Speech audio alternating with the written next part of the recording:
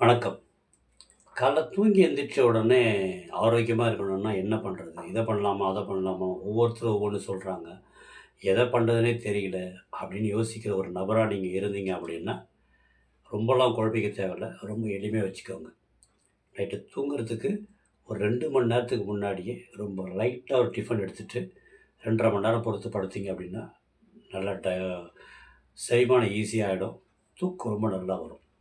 ஒரு 6லேருந்து ஒரு 8 மணி நேரம். நான் சொல்றது ஒரு 35லேருந்து 55 வயசுக்குள்ள இருக்கிறவங்களுக்கு. இதுலயும் ஏதாவது ஹெல்த்ல சேலஞ்சஸ் இருந்ததுன்னா, கண்டிப்பா அவங்களுக்கு தூக்கத்தோட டைம் மாறுபடும். அப்படி இல்ல நார்மலா இருக்கிறவங்களுக்கு அந்த 6 டூ 8 ஹவர்ஸ் தூக்கம் போதும்.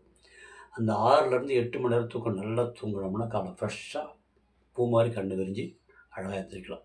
அப்படி எந்திரிச்ச உடனே என்ன பண்ணணும்? கண்டத போட்டு யோசிச்சு மனச போட்டு குழப்பிக்காம, ரொம்ப எளிமையா வச்சுக்கோங்க.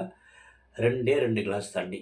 தோராயமா சொல்லணும்னா, ஒரு 400 எம்எல்லேருந்து ஒரு 500 எம்எல். நார்மல் பிளெயின் வாட்டர் தண்ணி குடிச்சு பாருங்க.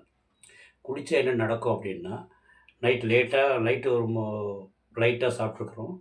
2 1/2 மணி நேரத்துக்கு அப்புறமா படுத்துருக்குறோம். அப்ப நல்லா செரிமானம் ஆயிருக்கும். அது மாரி செரிமானம் ஆன உணவு எல்லாமே கழிவு நீக்க மண்டலத்துக்குள்ள அதாவது அந்த டாக்ஸிக் எல்லாமே அந்தந்த இடத்துக்கு போய் சேர்றதுக்கு காலைல ஃபர்ஸ்ட்டு குடிக்கிற தண்ணி ரொம்ப யூஸ்ஃபுல்லா இருக்கும்.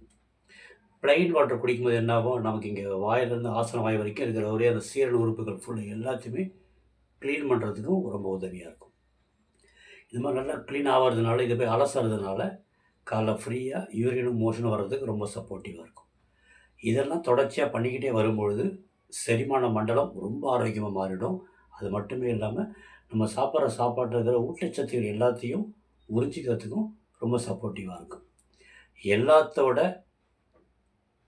அதிகபட்சமா தினமும் இந்த பழக்கத்த ஃபாலோ பண்ணிக்கிட்டே வரும்பொழுது, அந்த ஒரு நாள் ஃபுல்லா பயங்கர ஆக்டிவா இருக்கும், ஃப்ரெஷ்ஷா இருக்கும்.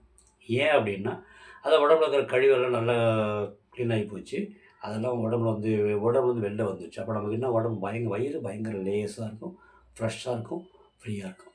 அப்புறம் என்ன, உங்க உடம்பே உங்களுக்கு நன்றி சொல்லும். வேணா ஒரு முறை முயற்சி பண்ணி பாருங்க. தொடர்ச்சியா முயற்சி பண்ணி பாருங்க. அடுத்த வீடியோல வேற ஒரு விஷயத்தோட உங்கள மீட் பண்றேன். பாய். Take care.